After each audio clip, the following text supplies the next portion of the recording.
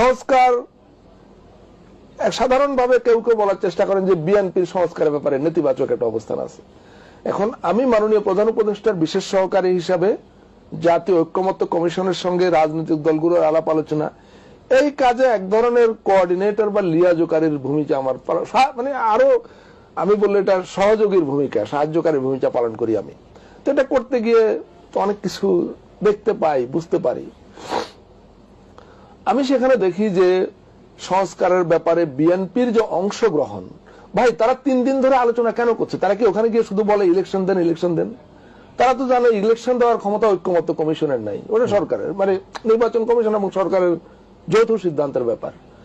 তো নির্বাচনের ক্ষমতা যাদের হাতে নেই, জাতীয় ঐক্যমত্য কমিশন, মানে প্রফেসর ইউনূস যদিও এই কমিশনের প্রধান, কিন্তু এই আলোচনাগুলোতে তিনি পার্টিসিপেট করছেন না। সেখানে নেতৃত্ব দিচ্ছেন কমিশনের সহসভাপতি প্রফেসর আলী রিয়াজ। তো সেখানে বিএনপি সকাল থেকে সন্ধ্যা পর্যন্ত বসে কি আলোচনা করে? নিশ্চয়ই নির্বাচনের আলোচনা করে না, তারা সংস্কারের আলোচনা করে। তো একটা দলের যদি সংস্কারের ব্যাপারে কোনো আগ্রহ না থাকবে, যদি তারা নেতিবাচকই হবে, তো তারা আলোচনা কেন করছে? তারা কেন তো সময় নষ্ট করছে? কেন আবারও বসবে?